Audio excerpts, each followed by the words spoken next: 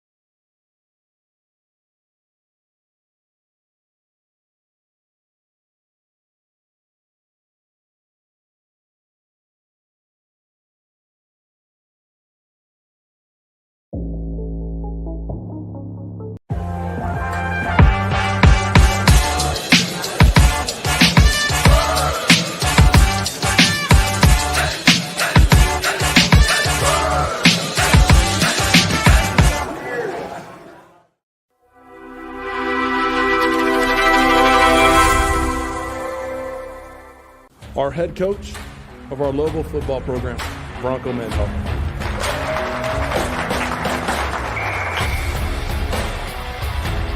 The details themselves with the right preparation can separate you from mediocre competitors that don't do that. And so, yeah, the attention to detail, I think, drives the execution, or should I say brings the execution to life, especially in critical moments.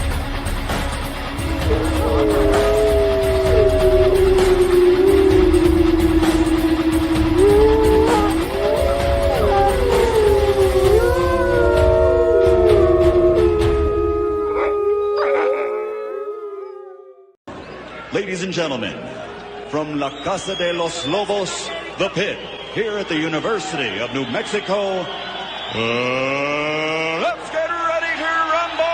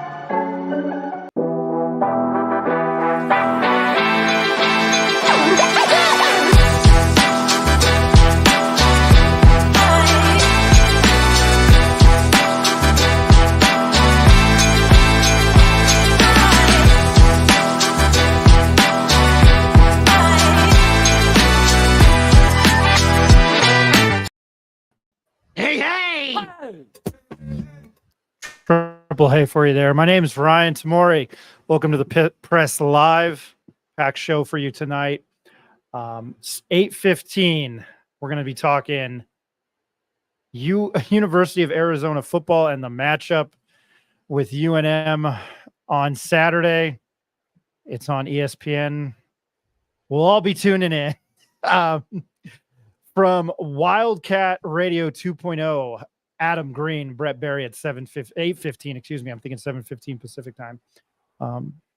Excited to talk to them. Arizona's ranked number 21 in the country, and they are 31.5-point underdogs. Want to get to one of my usual suspects, or one of those members of the gang, as I say, still in that from It's Always Sunny in Philadelphia. No Ed tonight, no Nick tonight. Eric will be hopping on, but I'm joined by a two-time offensive state lineman for San Juan Mendoza and the St. Pius Sartans. Played for Damian Segura, and he's all the way from the Bay Area, which it don't play. Mr. Richard Thompson. Richard. Rick, how you doing? Ryan, I'm doing good, man. Still recovering a little bit emotionally and spiritually from that Lobo game, but I'm doing good. It's a hot day here, and happy to talk about the next game coming up here and see what Arizona's got coming at us. No, I'm excited to watch Arizona. I like the quarterback, Noah Fafita. They've got a great linebacker. His name is escaping me right now. He had 116 tackles last year, led the Pac-12, the non-existent Pac-12. Noah Fafita, and then I hope I can not butcher it. Teoria McMillan. He's 6'6", 230. He's big. We talked about it last show.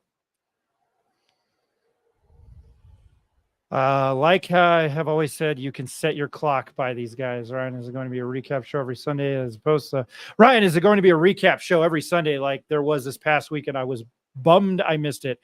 With the NFL, I don't know. The first weekend of the NFL, UNM has a bye, thank God, in between Arizona and Auburn. I will let you guys know that when I get there. A lot of people were mad at me Sunday night. If you listen to Jeff and JJ on the opening drive on 610 on Monday morning, a lot of people sounded like me. Again, I was a journalist. I tried to remain objective. Yeah, I went to UNM. Those things have changed. As I have jokingly said, people in this show, people fucking hate it. Gotta love tires. I want to do some house cleaning before we get there. Nothing like transitioning like that. I want to thank a couple of our sponsors: Affordable Service Heating, Plumbing, and Air Conditioning for your HVAC needs in the Albuquerque and Rio Rancho area. They have been in business in New Mexico since 1986 and are still locally owned. During that time, they've served more than 40,000 customers, providing complete residential and light commercial HVAC services, including heating and cooling, electrical, as well as plumbing. Affordable Service takes pride in their staff, in their commitment to the Albuquerque and Rio Rancho community. We want to give a shout out to Tim Baca Sr. and Tim Baca Jr. at Hydro Bar on Saturday, August 31st, between 12 and 2. Steve Mean Machine Garcia, will be signing autographs there. Don't miss your chance to meet Albuquerque's own UFC fighter, Steve Mean Machine Garcia, who is an electrifying four-fight winning streak, if I can talk tonight. Join us for an exclusive autograph signing and raffle, an event no true UFC fan in the community can afford to miss. Be a part of the excitement and support one of New Mexico's rising stars. See you there. Hydro Bars at 7400 Montgomery Boulevard, Northeast in Albuquerque, New Mexico, 87109, Suite 19. We're going to try something a little bit different before we get to our guest tonight, and it's headlines around the UNM community or UNM athletics. Just feel like it would be pertinent to those all involved, because sometimes the local stations and the Journal do not, other than blurbs, and I don't know if the Journal has space anymore. We just think the most important things in UNM, and I want to do it nationally, but for today, it's kind of our headline segment. We don't have a name for it. It'll hopefully be better in the future, but we wanted to start it tonight. And I'll get Rick's thoughts on this. UNM men's basketball. The UNM men's basketball team is set up to open the season against UCLA in Las Vegas. That's November 8th. That is a big game, part of this better schedule that Richard Pitino has put together. And I guess Eddie Nunez, who's no longer here. The two teams didn't have a venue set, but now they do. The Lobos will take on the Bruins at Lee's Family Forum. The art is formerly known as the Dollar Loan Center. UNM won the 4 games they played in the Dollar Loan Center last year. They beat Toledo, Rice, Pepperdine, and Santa Clara. Once again, this game is set for November 8th, 2024, according to the UNM Men's Basketball X or Twitter page. Game time, ticket, and TV information will all be announced later. The UNM football team has also had a schedule change. They play that night in America's finest city, San Diego, to take on the Aztecs of San Diego State. Kickoff for that game is at 8:30 p.m. It's on FS1, and obviously I don't know what they're going to do with the radio for that night, and I don't know where Rob Portnoy is going to be. Rick, I was hoping it'd be at the MGM Grand. I was hoping it would be at T-Mobile, because I don't think the Golden Knights are there, but they're still in Vegas. What are your thoughts on that? Well, if they need someone to do the game, I'll be more than happy to do one of them. But I'm looking forward to this game. You know, the Lobos got a much tougher out-of-conference basketball schedule, and to me, that's really exciting when you get to see a brand name like UCLA on the schedule. And we all know Lobo fans travel well to Las Vegas, so I don't know what they'll be calling this arena, the Pit West Part 2 or whatever they're going to call it. But I'm sure there will be a lot of UCLA fans as well, since it won't be a very close drive for the LA folk. So I'm looking forward to that. It's right around my birthday, and the weather will be cooling off, so should be a good time to be in the Vegas area, man. What are you thinking? As I know you're going to be there, what are you looking forward to in that one? I will be there as a member of the media, and it's very nice. I'm looking forward to it, man. I think it's finally a good game for UNM to kick off. We've talked about it already. I feel you can't go wrong with, you know, I don't think UCLA was UCLA considered a blue blood still. It's Kentucky, KU. I guess you can throw Kansas in there, Michigan State. I thought you had to win 4 titles. Michigan State hasn't done that, but they always play in that Champions Classic. I'm excited. You know, I'll be at UCLA and I'll be at St. John's and MSG. That's, you know, I'm looking forward to that. I used to take the train into Penn Station every day. That's my old stomping ground. I'm looking forward to that. It's just better than like Texas Southern or, you know, bullshit you. I'm happy that it's UCLA again. Hopefully, you know, Mick Cronin, he's probably on his, you know, deathbed as head coach there, but I'm looking forward to it. It's a good marquee matchup for UNM. I think at probably this stage for UCLA, it's probably a good matchup for them. It might help them boost their resume, but again, when you're beating Big Ten teams, probably it does not matter. Moving on, other headlines tonight, UNM baseball. On the UNM baseball X page, an announcement came earlier on Tuesday that 6 crucial players will return, and that's outfielder Khalil Walker, outfielder Will Ashby, first baseman outfielder Ethan Ott, outfielder Ty Wood, first baseman Gene Trujillo, and infielder Achille Karras. All 6 batters had a batting average over 300 in what was a potent offense under head coach Todd Brown. UNM finished second behind the United States Air Force Academy in the Mountain West Conference last year, and they also lost in the Mountain West Conference tournament. I loved wow.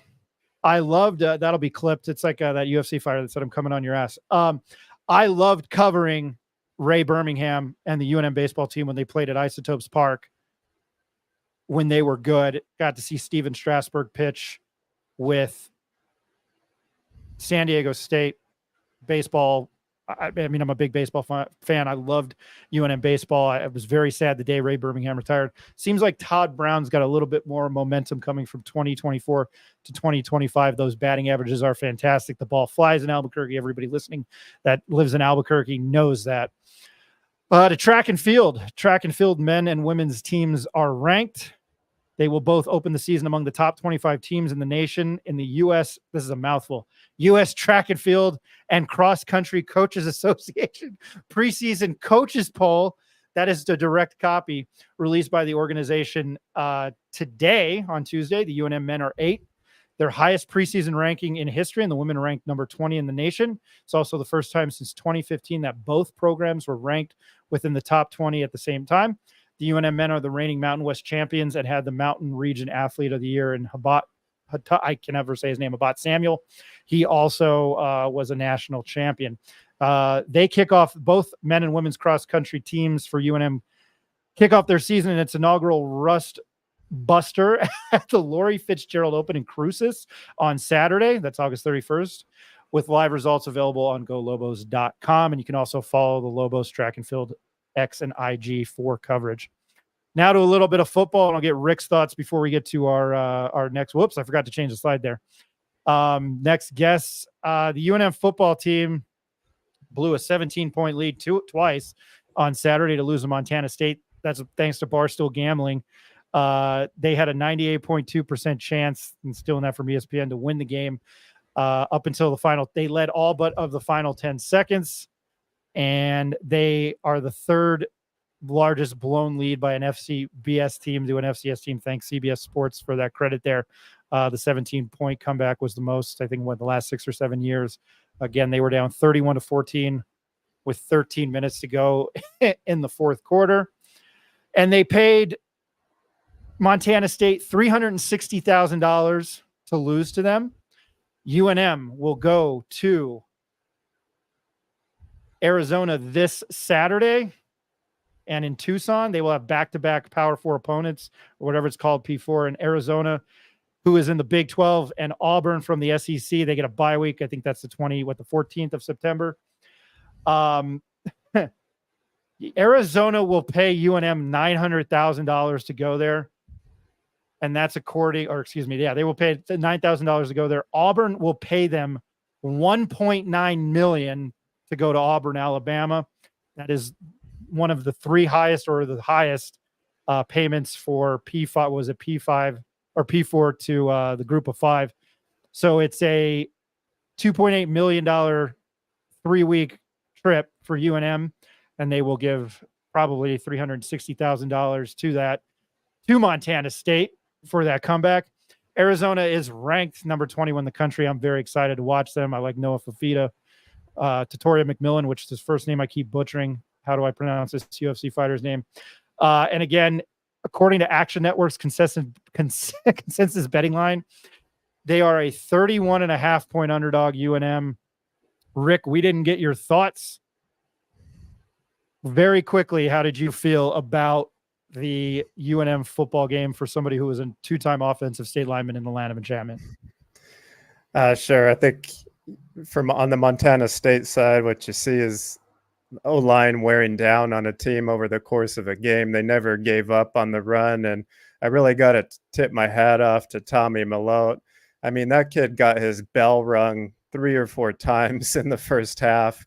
And, he's on the sideline kind of scratching his head, but he never flinched, man. He came back in the game and had some big runs and definitely some big passes. But on the UNM side, obviously I'm disturbed by that loss. I haven't been that emotional over a game I haven't been part of myself in a long time. And that's just because I really saw a good team out there. And I think what it came down to, I won't hit on all the stats because we already went over that, is, the 3 to 5 decisions and plays in the end. The decisions to me that, the coaching kind of need to look at are not, the decision to kick the field goals and that type of thing. It's, the last drive when there's about 5 minutes left on the clock and they're snapping the ball, to my memory, maybe with 15 or 10 seconds left on the play clock, where they can be winding that down. And when you're in downs, like first and second down, and you're, under 4 minutes, and you're in that 4-minute offense, and the other team knows what's coming, you have to just convert better. The other team knows the run's coming, the run is coming, but you have to give, your team a chance on first and second down, which they didn't on those last 2 drives, thus putting yourself in 3rd and 7, 3rd and 6 situations. And the 2 receivers that missed the ball, in Medford and Wysong, those are balls they catch 98, out of 100 times, I would think.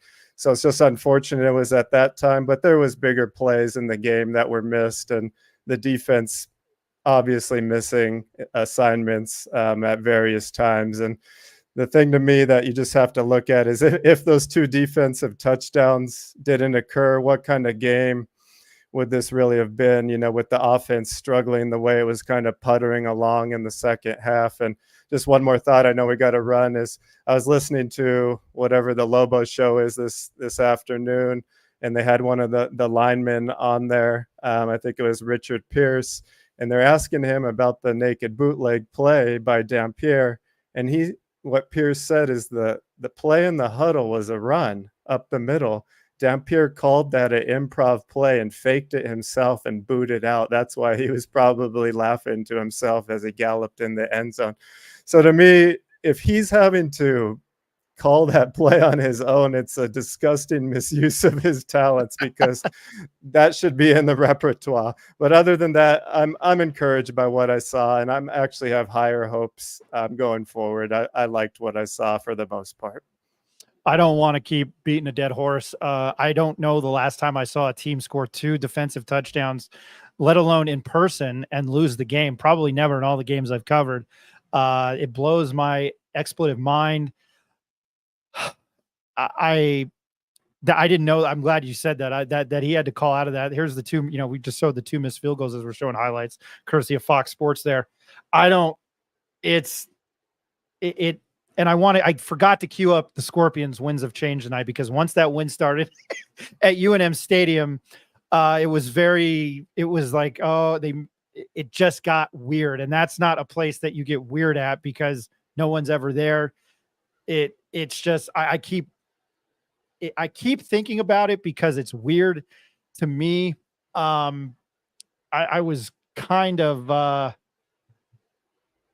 I don't know. I'm losing my train of thought. I don't want to do that on air because we talked about this game like it was the freaking Super Bowl. There's the gap. I was talking to Ned James the other day. The offensive line is good, but again, you had a backup FCS running back and a third string FCS running back torching UNM's defense. So I'm very concerned for what they have to face at Arizona and Auburn. We will go to a quick commercial break. Then we will be joined by Adam Green and Brett Berry, who I thought was Brent Berry when he followed us. And I was like, oh, shit. From Wildcat Radio 2.0. My name is Ryan Tamori. This is Rick Thompson. This is the Pit Press Live.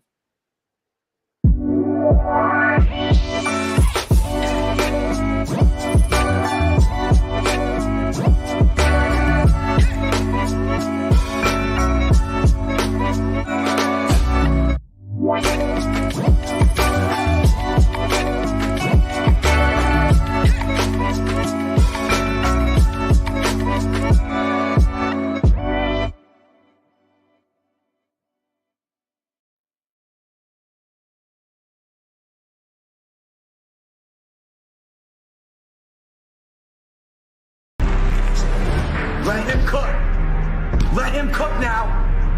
Let him cook. I said let him cook.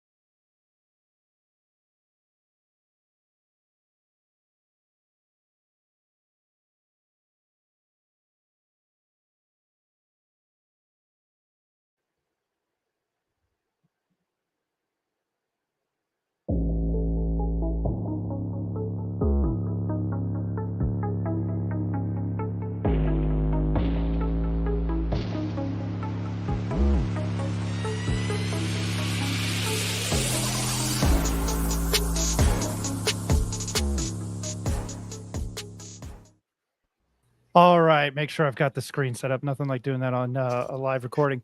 Yes, Ronnie Chavez, very quickly. Welcome back to the Pit Press Live. My name is Ryan Tamori.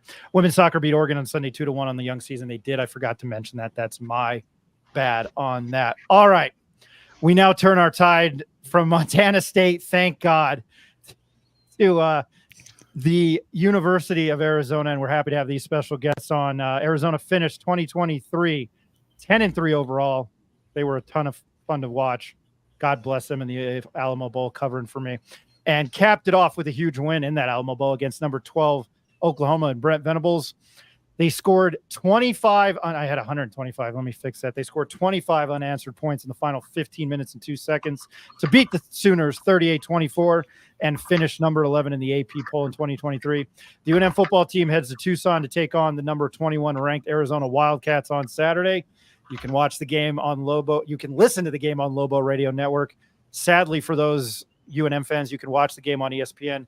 Kickoff is at local time, site time, 7:30. It is 8:30 p.m. Mountain Time. To help break down the game, joining the show, our co-host of Wildcat 2.0. The first is all about his son, sports, sarcasm, bacon, craft beer, dogs, hashtag Steak Wednesday, whatever that is. I love it. And the Arizona Wildcats, his name is Adam Green. The other is a native Arizona sports fan, music nerd, craft beer aficionado, real estate professional, podcaster for at Wildcat Radio AZ, Brett Berry. I appreciate you letting me steal that off your Twitter page. Thank you for joining us. How are you guys today? I think I can't speak for Brett, but I know I'm good. We're a few days away from Arizona opening their season, the most highly anticipated season in recent memory. So yeah, things are good over here. Yeah, I'm good. We haven't blown a 17-point lead in a long time, so feeling better than you guys are probably. Yeah, again, not one, Ouch, two, Brett. Too yeah, two in soon. Coming in hot. not one, but two. So that's UNM football in a nutshell. Your audio is perfect, by the way. This is how I host this show. I'm just myself. I want to start off with a couple of questions, and I'm gonna throw it out there immediately. This team was fun to watch last year. I thought they probably had one of the better defenses. They punched Washington in the mouth. I know they came back. They fell short. What Noah Fafita did, and then I keep butchering his name, so I just will start with McMillan. 6'6", 230, like holy moly. I think he's probably a first-round draft pick if he does what he did last year, and I'll get to those stats. I've already killed Lobo fan with that. This is a question you guys feel free to answer how you want. And it is very open for him. I don't know why I'm trying to say that. I can't even land a joke now with my terrible sense of humor. But is that Alamo Bowl win equivalent or better than a Wildcat run in the NCAA tournament to alumni and fans?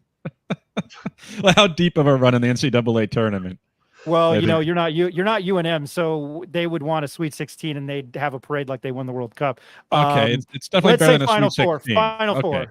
Nothing Right. would touch Final Four, I think, except for maybe a Rose Bowl for Arizona football fans. But I think what you might be getting at, which is absolutely true, was last season for Arizona football was so damn cathartic in so many ways, right? Like, not only were they good, but they were really good. And to finish the season off with an Alabama win, which was, it's a bowl game. Oklahoma was sitting a lot of their key guys, or they're missing a lot of key players. Arizona, not as much. They're missing a couple of guys. But to finish the season off the way they did, it was already a great season with or without a win against Oklahoma. But that was the cherry on top, right? It was like, okay, this was nice. 10 wins, a big bowl victory, a lot of good vibes heading into the offseason. Everything's going to turn out great. Arizona's on the up and up. And then 2 weeks later, things were different. But at that moment, it was a very, very satisfying, cathartic, lovely way to end the season. But it wouldn't touch a Final Four, no. Yeah, Arizona fans are very, very angsty to get to a Final Brett, I'll Four. throw that And your way. Elite Eight doesn't do it for us anymore, which is a source of consternation. But yeah, to echo what Adam said, it was a borderline magical season. And the crazy thing is, you even kind of talked about it. Arizona was not. They gave Washington a good fight. I think that was, correct me if I'm wrong, Adam, that was Noah Fafita's first start. It was, yeah. And so that was his first start as a redshirt freshman. And they probably should have beaten USC in that, however many overtime game where Jed Fish maybe forgot that you have to go for two and maybe would have changed his plays earlier in the game. And the Alamo Bowl, I think, was fun. And it was if you guys watched it or if your fans watched it, for a lot of that game, Oklahoma's in control, and Arizona's missing their left tackle was noticeable, who sat out, became a first-round pick in Jordan Morgan. But then, obviously, the second half was one of the more delightful experiences in college football I've had as an Arizona fan in quite some time, or at least in my adult life, aside from maybe beating ASU to win the Pac-12 South a few years back. I remember the game well. I had the flu really bad, and all I did was gamble on college bowl games. And I had a very good day, and Arizona was letting me down in that third quarter. And bless them. That's why they're one of my favorite teams this year. Jed Fish went 16-21 in his 3 seasons in Tucson. He left for Washington because of the domino effect. I don't know if that's a sore subject. Is there any animosity to him, given that the conference realignment has taken place and my broken heart has Washington the Pac-12 is no more? Is there any animosity towards Jed Fish leaving for UW? Adam, you want to take this? You want me to? I was going to say, I think it depends. From the fan base, absolutely. There is plenty of animosity. I think it's less to do with Jed Fish leaving, but the perception of how he left. Obviously, coming off a 10-win season, when I think a week before, Fish was like, "I'm not going anywhere. This is where I want to be." We have 18 of 22 starters coming back. Why would I leave that? We have a playoff team next season, and then he leaves, and I think the then Washington athletic director, I think now at Nebraska, I think he left for. But like he goes to Jed Fish's house to do the contract.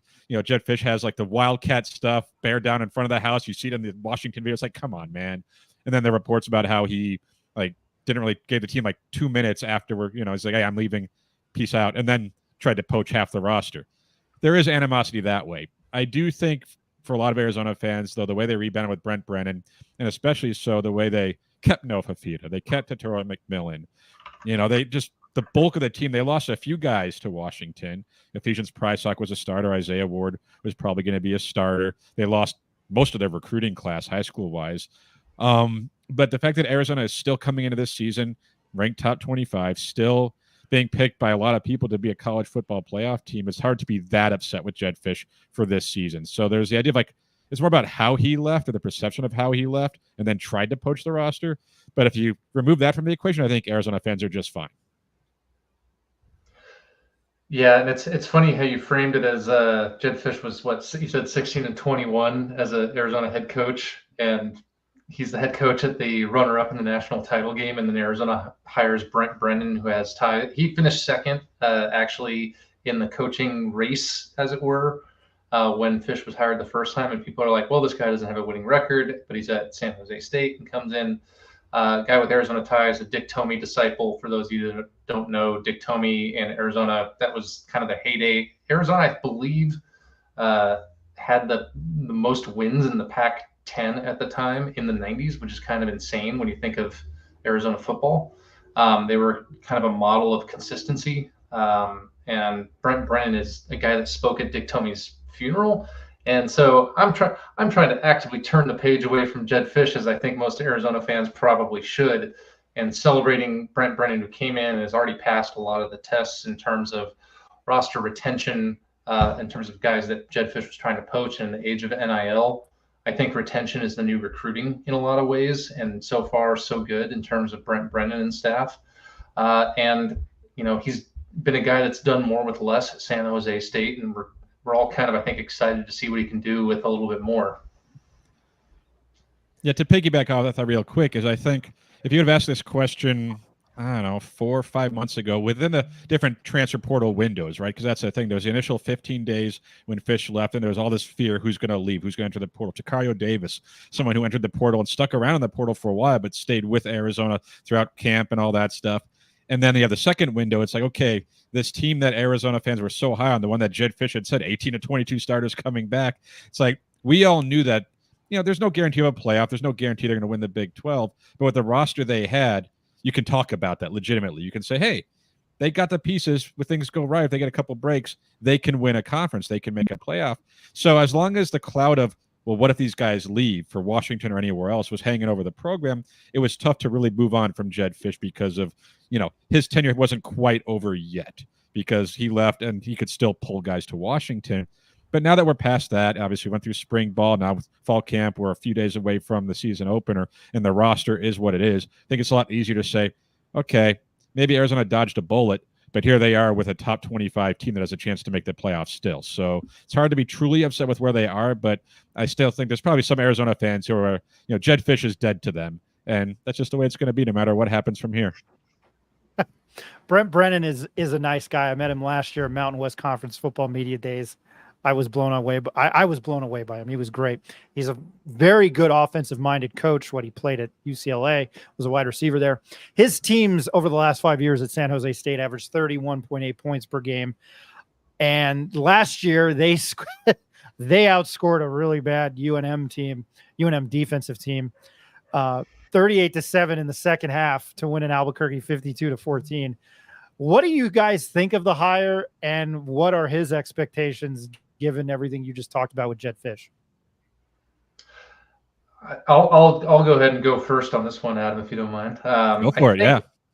I think Adam and I think the fan base in general are pretty supportive of the hire, in that Brent Brennan's biggest strengths are that he is a really likable guy. He's a genuine guy. He's a developer of talent. He's done more with less.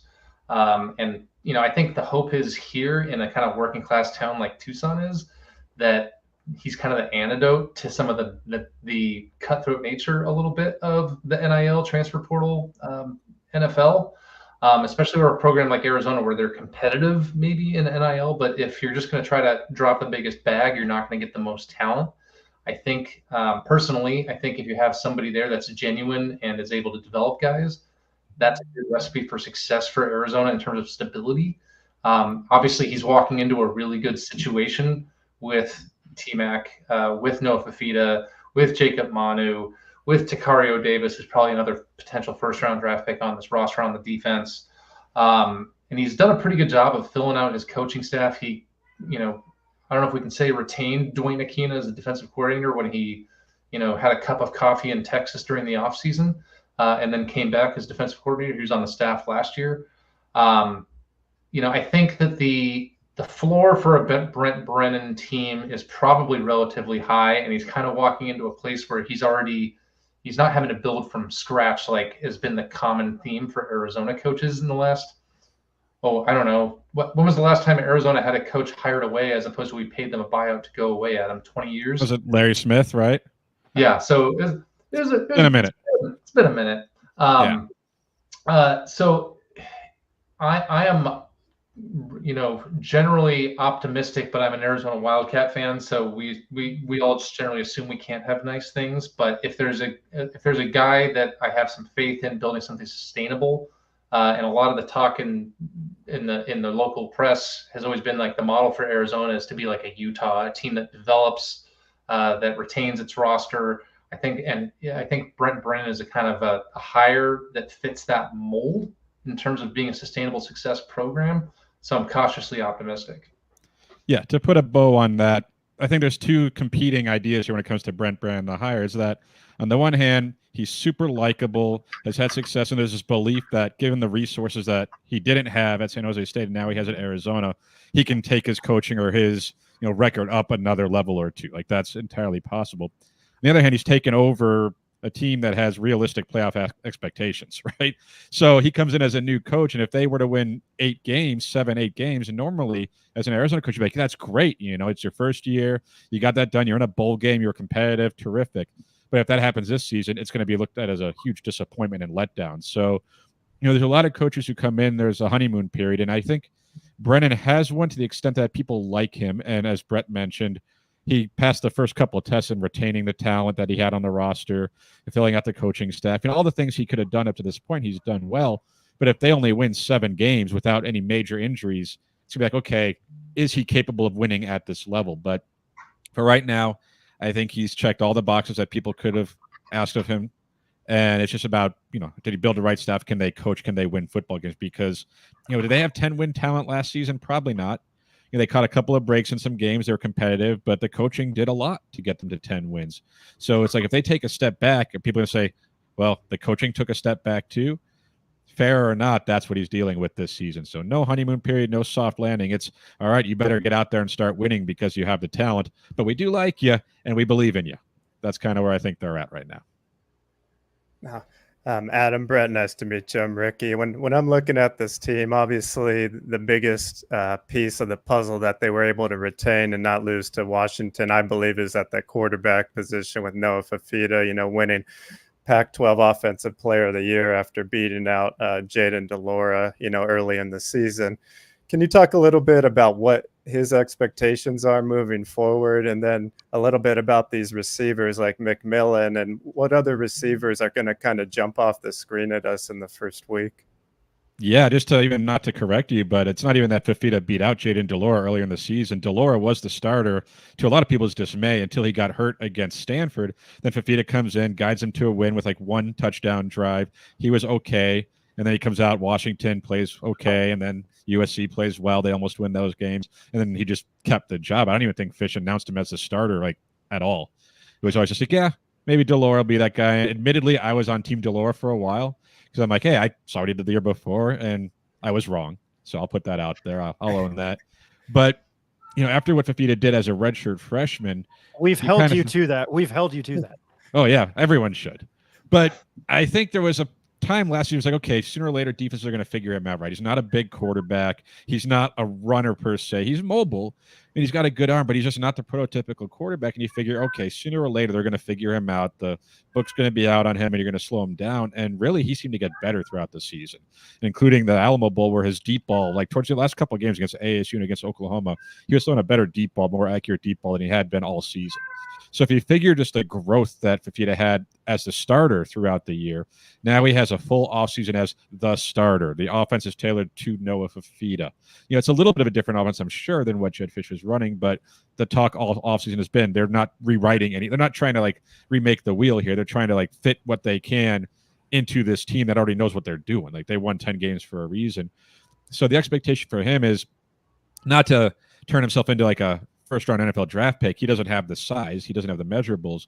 But if he goes out there and is at least on the fringe Heisman Trophy talk, that's what I think people expect. What that means in terms of like record, obviously, but throwing touchdowns, making good decisions with the ball, just getting those receivers involved, because they do have a T-Mac gets the headlines, and he should. He's a first-round draft pick. You have Montano Lamonius Craig, who came over from Colorado last season and was their third receiver behind Jacob Cowing, also who's with the San Francisco 49ers now. And you have some other guys. I think Jeremiah Patterson is a JUCO guy. He's listed as one of their starters now, as a slot guy. He's supposed to be super fast. You have Malachi Riley. You have A.J. Jones. Like, you have a lot of receivers on this team. And other guys, I mean, I mentioned Mello Murphy, who should all find their way into the field. And I'll let Brett take over from here. But one thing about Jedd Fisch is that he had that NFL mentality where they had their top three receivers, and unless they were hurt, they played. And it sounds like Brent Brown and his staff don't see it that way. They're going to rotate more guys. And like I imagine T-Mac's going to be on the field all the time. You don't rotate him off the field. But you're going to see a lot more of those weapons, guys who we've been watching and saying, hey, I wonder if they could be pretty good. Like we saw Malachi Riley briefly. See now A.J. Jones briefly. It's like, oh, they got some talent. I wonder what would happen if they got 15, 20 snaps a game, and it now seems like we're going to get to see that. So, but I think no matter what I thought is, Noah Fifita is going to be the type of quarterback to make all those receivers look good. Yeah, it's a dangerous game to ask Arizona fans the expectations for their quarterback. That's really good because everybody just or pictures the hand him the Heisman of Khalil Tate on Sports Illustrated, which went perfectly. They did not hand him the Heisman. Correct. I remember that. No, but it's I think you're right to point out the importance of Noah Fifita. We've actually been on some other shows and we've talked about this, and like the thing that is hard to quantify, or it's the intangible thing of Noah Fifita beyond the measurables and the improvement in the deep ball. He has the ear of that collective locker room. Last year, when I was actually at the game in Pullman when they destroyed a then ranked Washington State team, like it was just a comical beatdown that Arizona used to be on the other side of that in recent years. Sio Nafogatoa came and during his ESPN interview, 350-pound Polynesian player lineman came and just put a metaphorical crown on him while I was getting interviewed, and I think that was a pretty good metaphor for the passing of the torch and the anointing of him as the leader in the locker room, especially as, one thing Jedd Fisch did right was they embraced the old Dick Tomey era of Polynesian culture and that kind of family environment, which Brent Brennan is steeped in that as well. And so Noah Fifita was probably a pretty critical guy in terms of keeping together a lot of that offensive line that's also from that Poly community. His old high school teammates, including everybody knows T-Mac, Jacob Manu, the middle linebacker, is also one of his teammates. And one of those other guys that's not a receiver, but you're probably going to see a lot of balls thrown his way come Saturday, is another guy from Servite High School in that class, Keon Burnett. Arizona had Tanner McLaughlin get drafted and make an NFL roster this year. I forget which team. Maybe Cincinnati. I was going to say that, but I didn't want to say something wrong, Adam. Damn it. Wouldn't have been the first time, buddy. Oh, I know. Hey, I already tried to pronounce Sio's last name live on the air, so I think I deserve a little bit of credit. No, but Keon Burnett was actually I believe by the consensus rankings, the clear second highest ranking of the four Servite guys. And the other two guys are Jacob Manu, potential Big 12 Defensive Player of the Year candidate, and Noah Fifita, potential Heisman candidate. Oh, and Teteroa McMillan. And all reports are out of camp that he is bulked up, gotten stronger, become a better all-around blocker. And if you've looked at San Jose State in recent years, they use the tight ends a lot. So there's probably a big opportunity for him step up. I kind of, in me and Adam's last pod, I actually was saying that he's probably going to be second on the team in both receptions and touchdowns behind T-Mac, who was my hot take. I'm buying Keon Burnett stock. So it's going to be an interesting offense. And I think as Adam talked about, I think we're excited to see some of these other receivers rotate through, because Jed Fish was damn stubborn with rotating guys in on the receiver spot. But also when you have T-Mac and, another NFL receiver, on the field, why are you going to rotate guys in, right? Yeah, and I guess, thank you for breaking that whole passing game down. It's going to be a steep challenge for UNM. They do have some players in the secondary with Noah Avenger, transfer from San Diego State. He had a score last week on defense, but where UNM really had some trouble this past week was defending the run. What can you guys tell us about the run game outside of someone we're very familiar with in Ja'Cory Krosky-Merritt, as we used to call him, Bill, who we're going to be trying to smash this week, who was a stallion here? I was reading there's maybe 2 or 3 other backs that could get touches outside of him, and what does this O-line look like? So first, thanks for Bill. He's looked great so far. There was a little bit of like, is he eligible? Is he not? And you can thank Ole Miss too. That there was the little bit of he kind of lived in the transfer portal for a little while, where I think he changed his address. I think Arizona's going to probably run a 3 to 4 man rotation and a true rotation at the running back spot, and I think Bill's at the top of that list, and just in terms of talent and capability. But also, Quali Conley came over, followed the coaching staff from San Jose State, had a lot of success there. I think he had a pretty big game when they were challenging USC last year. Granted, USC's defense was not exactly living up to their recruiting rankings. But also they have Kedrick Rossano, another former 4-star transfer. I believe he's a redshirt freshman, another bigger back. And then Arizona also has Rayshon Speedy Luke. The name is not a trick name. He is fast. He has track speed and has been trying to bulk up. Probably should have been redshirted by the prior coaching staff to give him a better chance in his career. But you're going to see him at least, get a number of touches and space. Guy's got like literal sprinter speed, like sub 10-second, 100-yard dash kind of things. And a guy that if they can get him the ball in space, I wouldn't be surprised if they try to swing him out wide. Run screenplays for him. There's going to be probably a lot of pre-snap motion. And they're all running behind 4/5 of a returning offensive line. The only starter that is not returned to the roster is Jordan Morgan, who we talked about, who was a first-round draft pick. The old other tackle is Jonas Avayanea. I just saw ESPN had him as a first-round pick this coming draft. Another big freak monster athlete, poly-community guy out of Hawaii. They've returned the starters at each spot: Wendell Moy, Josh Baker. There's a little bit of questions of Leif Magnuson, who started a lot of games last year, has been in and out with injuries, but they also have Ryan Stewart, who transferred over. So the offensive line, at least in the front 5, looks good to potentially great. Also the guy filling in as a redshirt freshman, Rhino, who I'm not even going to attempt to pronounce the last name, another Polynesian guy. But all reports are, as the redshirt freshman, he's come out and really just clearly won the left tackle role for better or worse. So you feel pretty good as an Arizona fan about that line to create the holes for the strong stable of running backs. If they start to have some injuries or two, or guys go down, we get a little bit nervous. Adam and I talk about depth a lot on this roster. We joke that it's our drinking game, but if you drank every time we said depth, nobody would survive. But overall, I think those 2 rooms are generally considered strengths, and I think the running back room is definitely considered a strength, especially in terms of the depth.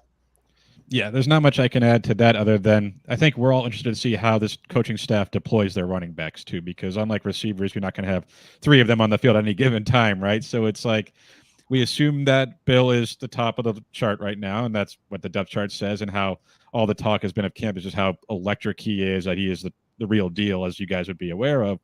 But after that, it's like, okay, how many carries does that mean? Is he getting 15 carries? Is he getting 18, 20? Is it game flow dependent? We just don't know how this team's how his coaches have plans to deploy those guys. But, Brett Nailed on the offensive line, not much to add there. And, Arizona lost their leading rusher last season, Jonah Coleman, to Washington. And then Michael Wiley graduated. He was in the NFL. I think the Washington just waived him, but I imagine he's going to end up on the practice squad. But those were their top two running backs, and they're both gone. And we sit there and say, okay, they're still fine at running back. And the transfer portal is a big part of that, is the part of that. But, it's just with this coaching staff, how they're going to use these running backs. It seems like they have enough guys with varied skill sets to manage in most game situations. But I think none of us are quite sure what that's going to look like in a game like Saturday, if it gets out of hand, like some people seem to think, or a lot of people seem to think, or other games later on this season where if it's more competitive or just however it is, we just don't know yet. And Ryan, I got one more before I let you take over here. I was reading about some of the improvements they're going to be making to the stadium there this year. And I've been lucky enough to go back in 2008 where we beat you guys. I was in the end zone cheering loud, maybe had a few beverages or not. I heard they're going to have a DJ there that also DJs for the Arizona Cardinals and Phoenix Suns, making it maybe like a party-like atmosphere, upgraded fireworks, a light show, pyrotechnics, more food items. Can you guys tell us what you're looking forward to most this year at the new game, how it's going to look here? For me, it's just a better team. Now, I mean, the food options could have always been better. Food, drink options are always nice. I know I'm too old to care about like the DJ and stuff like that. I'm gonna be like, turn that down. I thought you wanted a dance area, Adam. Yeah, right. I'm like, too many flashing lights. Too much. I want to watch football. It's funny because it's like anything. It's been more than 20 years since I was a student there, basically, or 20 or so years since I was a student going to games that way. And then obviously it's been probably about 15 years since I've been considered old. So a lot of what they're doing in terms of the stadium experience isn't for me. But at the same time, anything that, the video board is nice if they can change some of that stuff around, make it just more. I think I saw they're gonna be like more replays and things like that, which is good. You want to see stuff like that. Like, you don't want to have a better experience watching on TV in terms of understanding what's happening than you get at the game. So more replays would be nice, better food options, better drink options. Those are the things that speak to me. The DJ, turn that music down. People are trying to sleep. Pyrotechnics. I think they used to do pyrotechnics after touchdowns, which admittedly sometimes we didn't get a lot of back in the day, but I don't think that's an issue this season going forward. So, anything that choose the game experience for everyone else. Like, I am not the target audience. I understand that, and I accept a lot of the other changes. To clarify, they had a DJ the last couple of years. It was DJ Scooter, and he sucked. He went with Fish, I think. Yeah, and Jed Fish, for all of the smart decisions he made, a recurring bad problem was the pre-fourth quarter song when they picked like a country song. Like, what are you doing to try to hype people up when your team is like also, up until last year below 500 and in the middle of a 20-game losing streak. The one for people that that are coming to make the trip. There's been a lot of upgrades to the stadium overall, but it is not spread around the stadium equally.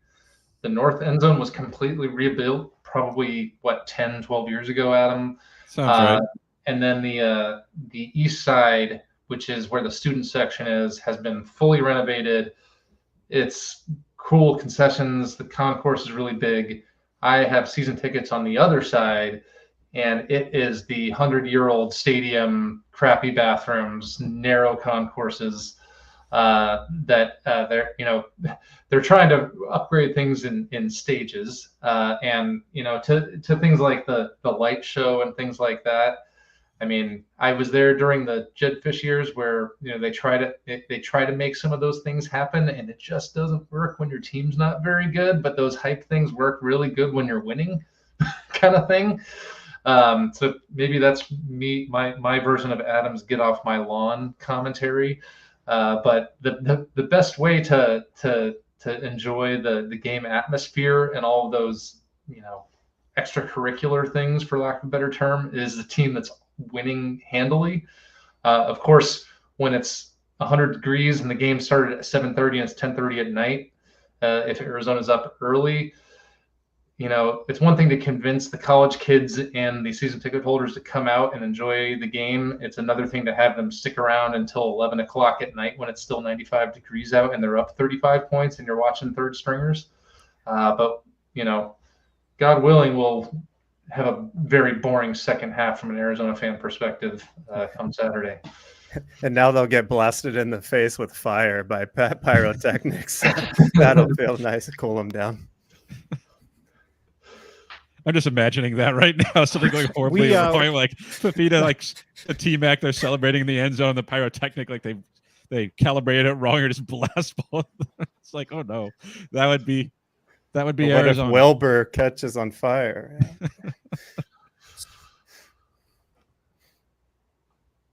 Go ahead, Ryan.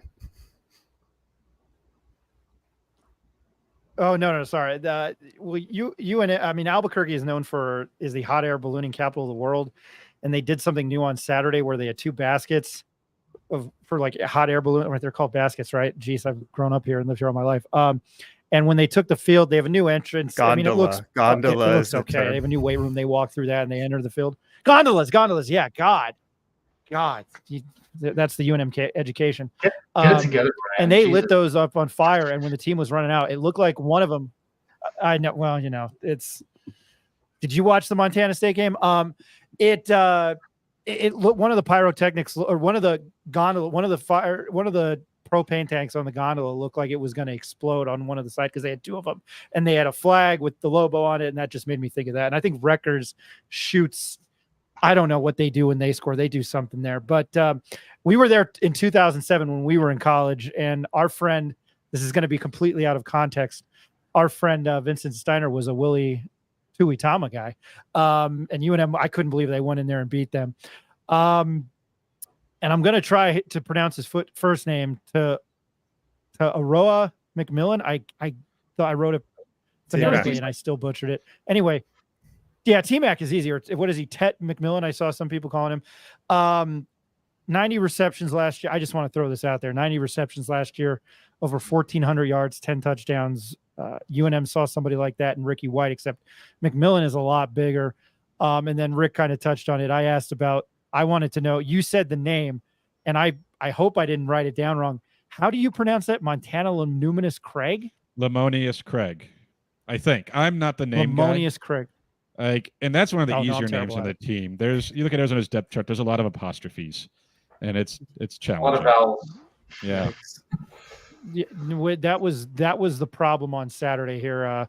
I know the gentleman who is over the PA in the press box at UNM, and he was struggling with the names, and I felt really bad for him. Dino Babbers is the offensive coordinator for Brent Brennan. He has a history with Arizona and Brennan. Did an okay job at Syracuse. How has his hiring been felt amongst Wildcat fans, given his success and what he has to work with? I think Brett was trying to point at me, and he got his angles mixed up there.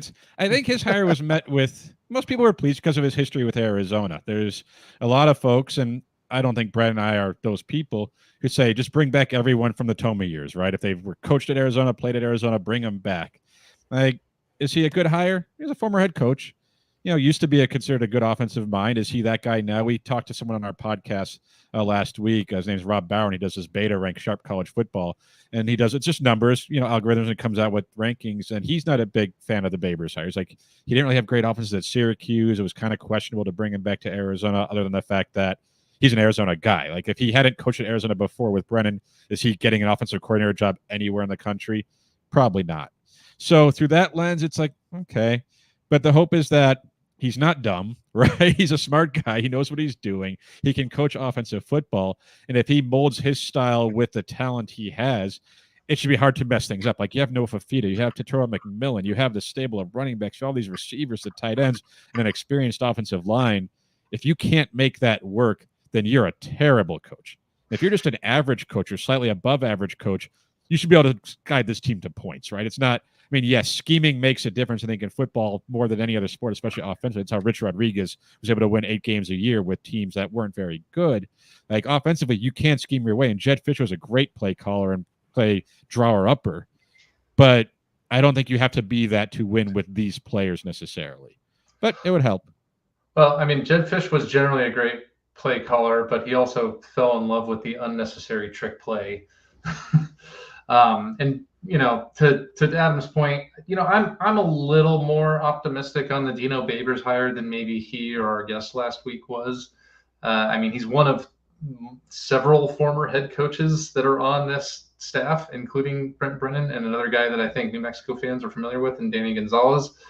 The most curious, Danny Gonzalez.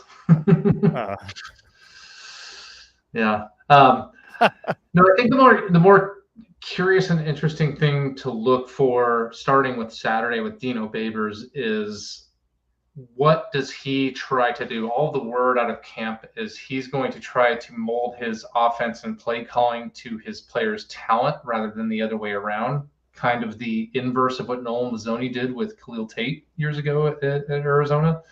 And I think all reports are so far, generally that's true. What that means in terms of a play as a play caller, is he going to be creative? Is he coming from a different era?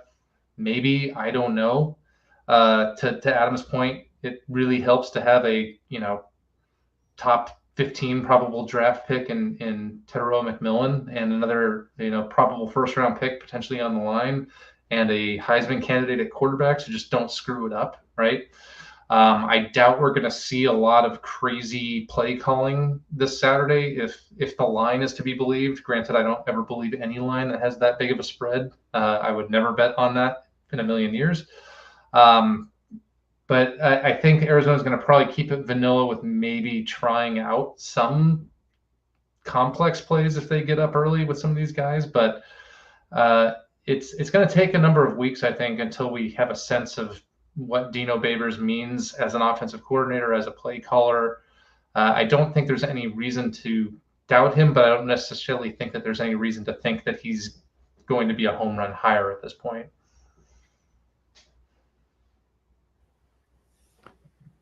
Dwayne Aquina took over as defensive coordinator. He was on the staff, I guess, as a consultant. I could have that wrong. You guys, Jake, mentioned Jacob Manu. 116 tackles last year. He led the Pac-12. Rest in peace. How good is he? And does he anchor this Wildcats defense? Very good, and yes. Analysis from Adam Green. Yes. Simple and concise. I loved that answer. Yeah, Jacob Manu was the guy that was kind of the other guy from the Cerebite class with T-Mac, Fafita, and Keon Burnett, and has been one of the earliest and most consistent contributors. He's a little bit undersized as a linebacker, but a definition of a gamer. I think they're, with the new rules where they can have the headsets in, I think he's probably the most likely guy to have the radio in his helmet, kind of the signal caller on the defensive side. He's just a guy that is easy to root for, plays the game hard in the right way, and is going to get a lot of tackles. We've talked about it on our pod and with some other guests, though. The real question is Arizona's kind of shifting their defensive scheme from having a lot more bigger bodies up front that are occupying blockers that clear the way for a guy like Manu to go make the tackles, and they've kind of shifted away from that to a more attacking front four on the defensive line that may or may not set him up for fewer tackles if he's going to get if Arizona's defense is over penetrating early. But he's going to be, I think, coming into the season right there in the all conference, first or second team and potentially defensive player of the year. I appreciate that answer. I didn't mean to keep you guys that long. I will ask you both this very quick question. Two questions. Is this talented of are you going to find a more prolific quarterback tandem, wide receiver tandem in the country, and your predictions for the game? In the country, I mean, maybe. Right? I mean, I guess admittedly, I don't know every single team, but I assume there's teams that have elite quarterbacks with elite receivers, like Ohio State. I don't know what they have exactly, but I imagine you could make a case for what they have in other schools. But in terms of what Arizona has, you have to really work hard to beat Fafita to T-Mac, in part because of their connection. They go back to 8th grade in terms of how long they've known each other, been best friends. So it's not only are they two high-level players, but they're high-level people who I mean, they know each other like the back of each other's hands. So that you probably won't find anywhere else. In terms of this game, I write for AZ Desert Swarm, an Arizona website, and we have our score predictions, and I did mine today. If I remember it, I think I had 41-13 Arizona. It just strikes me as a type of game where, Arizona's got a lot to prove still. They're pretty fired up after what happened in the offseason, that they stuck together, that they want to finish the job. They think that they have a team that can make a playoff, and they want to prove it. And this is the first opportunity to do so with this new coaching staff. They're at home. Should be decent weather for them in the night game. And I just feel like they're going to come out more fired up than a lot of times against a team that they're expected to beat by 30, right? So, I guess I don't have them covering, but I do have them winning comfortably in this one. Yeah, Adam kind of already said what I was going to say in terms of the quarterback wide receiver combo. There's probably teams that have the same kind of talent. I doubt anybody has people that have that kind of connection as thoroughly as them. And I'm not going to lie, Adam, I had not read your score prediction if it's been posted, but the number that came to my mind, you said 41-13. I was actually going to say 42-13. So I think my guess is probably Price is Right style, of course. You would. I feel better about my chances to win that new car. So I posed the question Sunday night if the Montana State game was one of the worst we've seen. Well, it's kind of, I think, at least you guys have been to a Fiesta Bowl, and UNM has not had that much success. So I had said that it was one of the worst losses in program's history, and the fans that listen ripped my ass a new one. Did I say that even right? I don't know. I'm getting tired. This is from Lobo at Lobo Ronnie. I don't know. I wish I just want to give him the name. Ronnie Chavez. If Lobo somehow beat the Cats, would it be one of the worst losses in Arizona program history? There's a long list of really worst losses in program history. I mean, it would be the worst loss given the expectations of the season. To be like, wow, is this really a playoff team? But this is a team that lost to NAU just a few seasons ago, Northern Arizona University, FCS school at home. This is a team that the year before lost 70-7 to its in-state rival. So if you want to go, would it be a bad loss? Yes. Would it be one of the worst losses? Sure. Would it be near the top of that list, though? It's a pretty strong list, unfortunately.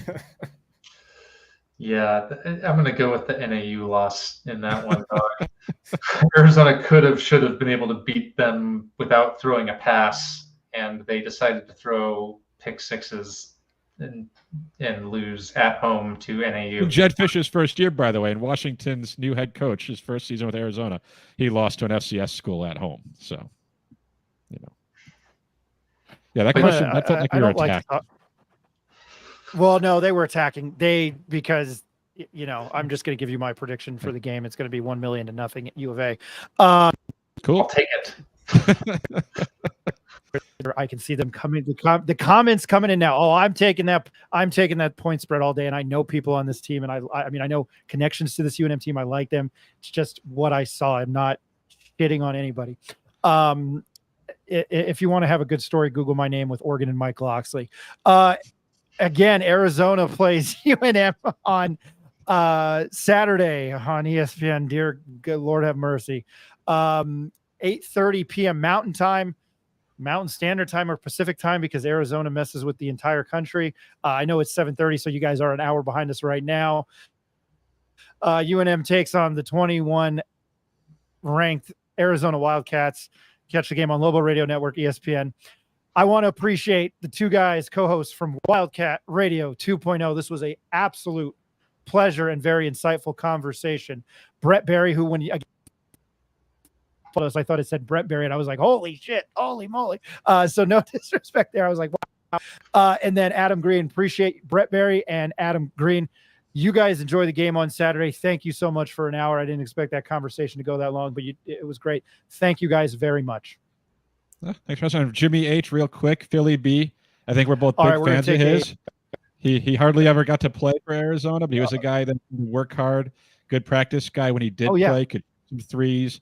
Just a great guy. Like, we liked him at Arizona. He wasn't going to see the court, but it seems like a good fit for you guys. So really excited for him. Philly B's the type of guy you root for. So Jimmy H, you guys got a good one. But always, thanks for having us. Yeah. Thank you, guys. I forgot to ask that. I forgot to ask that question, and I learned how to say his name, and now I forgot it.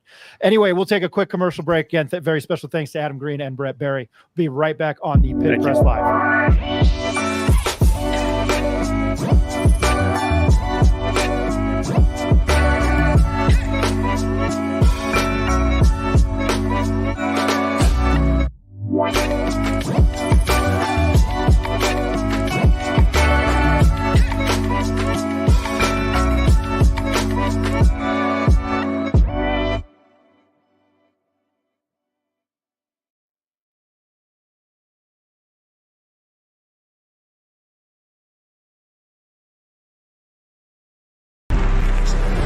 Let him cook. Let him cook now. Let him cook. I said let him cook.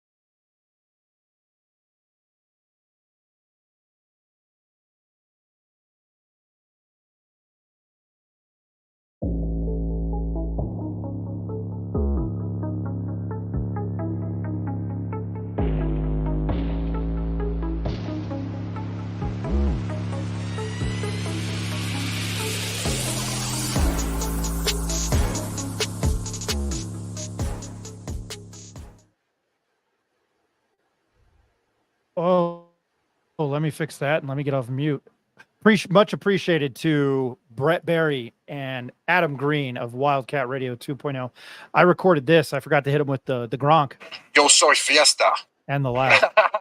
God bless the Giants in that. All right, very quickly, just some gonna read some sponsors. Gonna throw this question out to you. Got to pay some bills. I'm gonna throw the question of the night out to you. Should UNM and Arizona play more often in football and basketball? They used to play for the Kit Carson Rifle when they were in the WAC. I would love to see it more. We obviously all know, majority of you probably remember Lute Olson saying he would never come back to the Pit.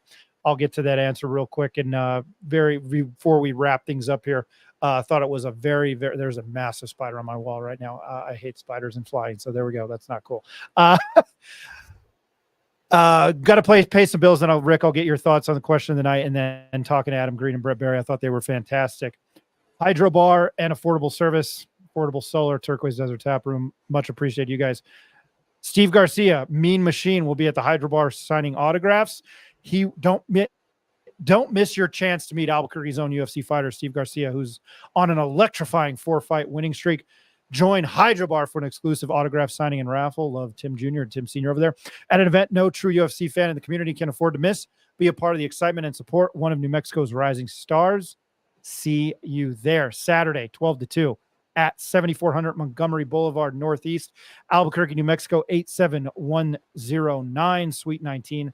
Again, Steve Mean Machine Garcia will be at Hydro Bar signing some autographs. And also want to thank Affordable Service, heating, plumbing, and air conditioning for your HVAC needs in the Albuquerque and Rio Rancho area. They've been in business in New Mexico since 1986 and are still locally owned. During that time, they've served more than 40,000 customers, providing complete residential and light commercial HVAC services, including heating and cooling, electrical, as well as plumbing. Affordable Service takes pride in their staff and their commitment to the Albuquerque and Rio Rancho community.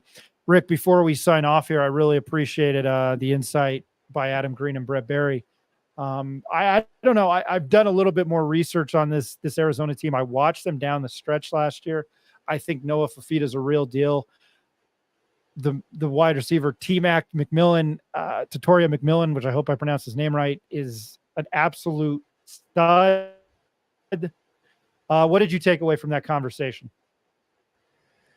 That it's facing Arizona is going to be a much different challenge for New Mexico than Montana State, a much different style, I think, is going to be coming their way. And it looks like they're loaded at all the skill positions from what we just learned. So it's going to be a different kind of game for New Mexico. They're going to have to put pressure on Fafita to make him uncomfortable, because if he has time, it sounds like he has a lot of weapons to distribute the ball to.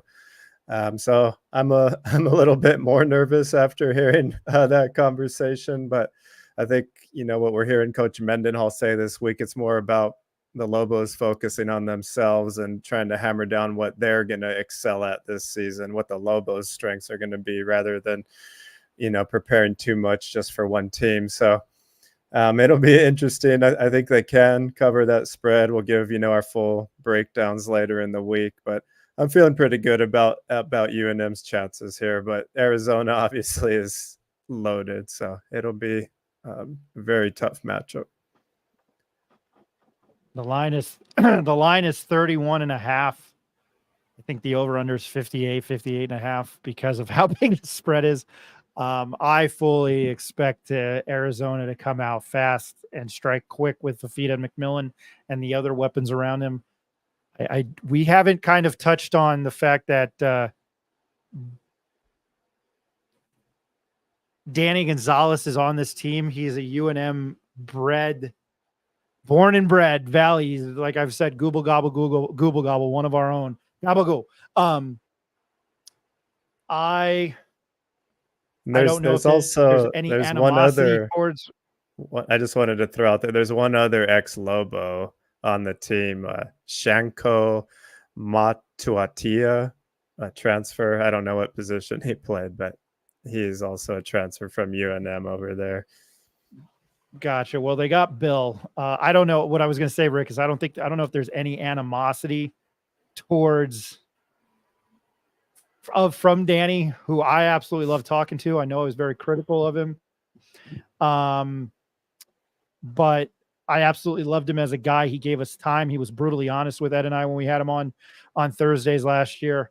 I don't know if there's going to be any animosity if he wants to kick the living crap out of his alma mater, but I know he's a Lobo through and through. This is probably got to be a very tough game for him and his family, especially starting a new job, and he faces his alma mater and the place that he tried to revive. I thought he was more animated, but it's hard.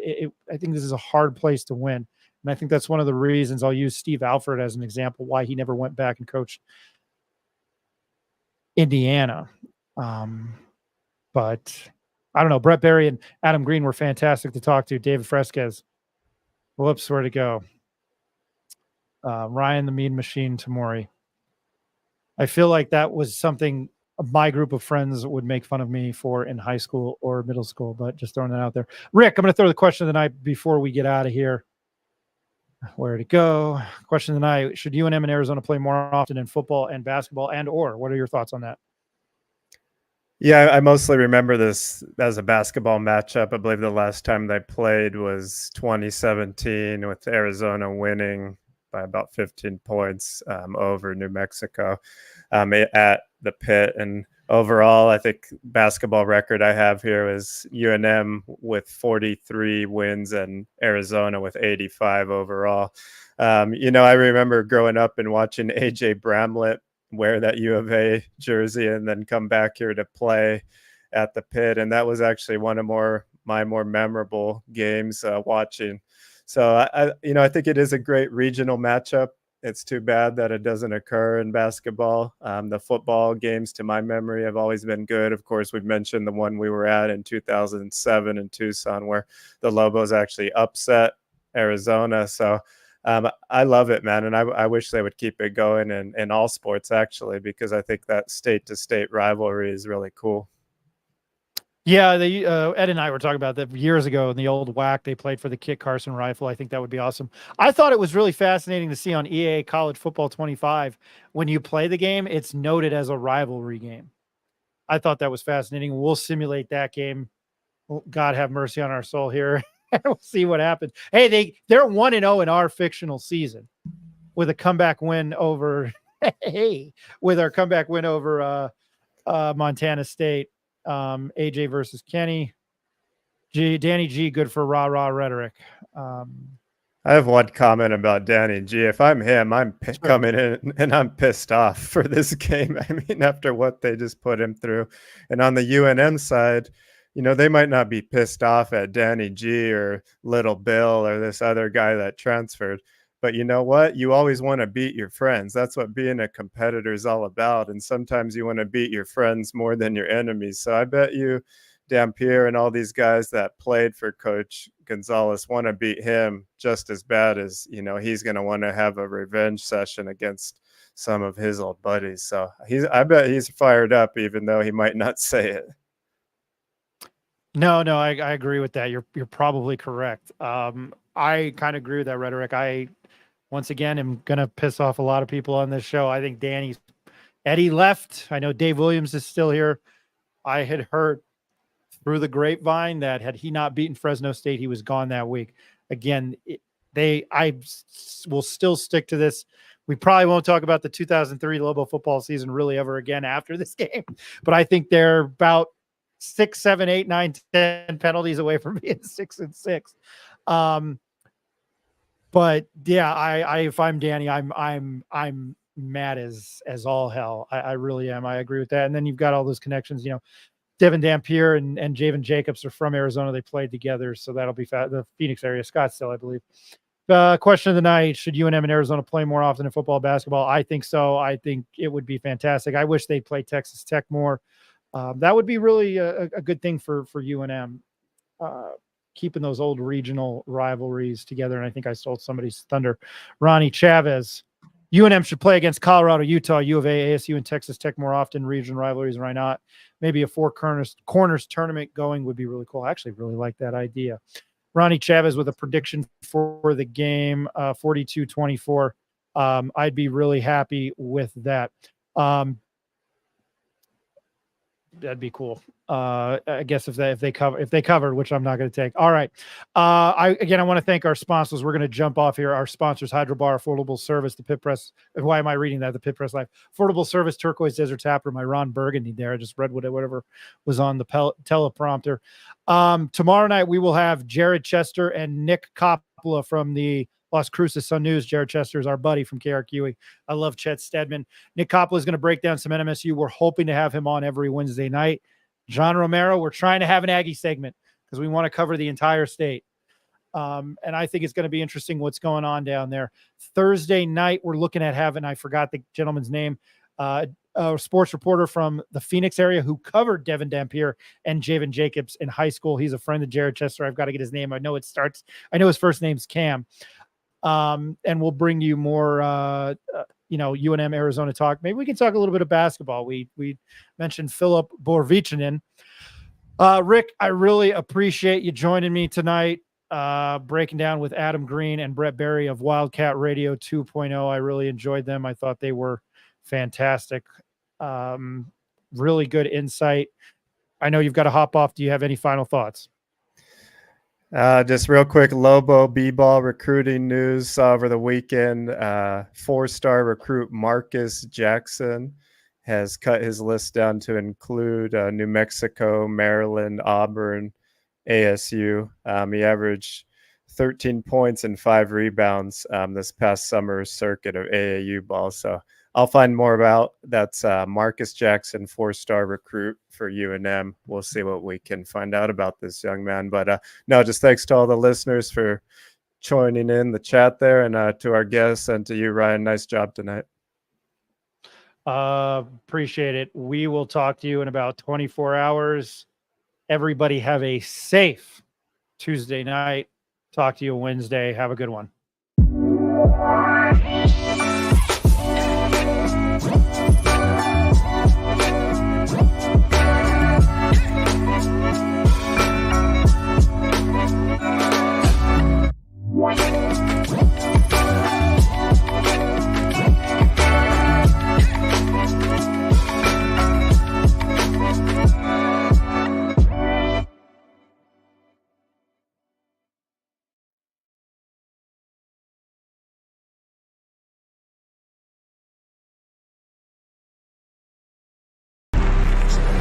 Let him cook.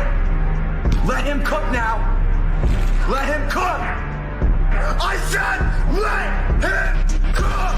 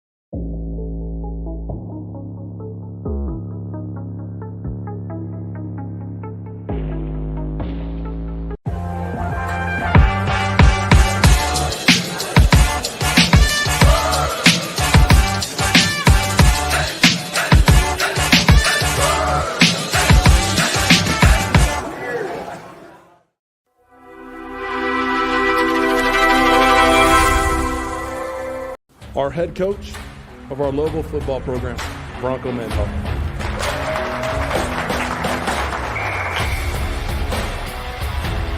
The details themselves with the right preparation can separate you from mediocre competitors that don't do that. And so, yeah, the attention to detail, I think, drives the execution, or should I say brings the execution to life, especially in critical moments.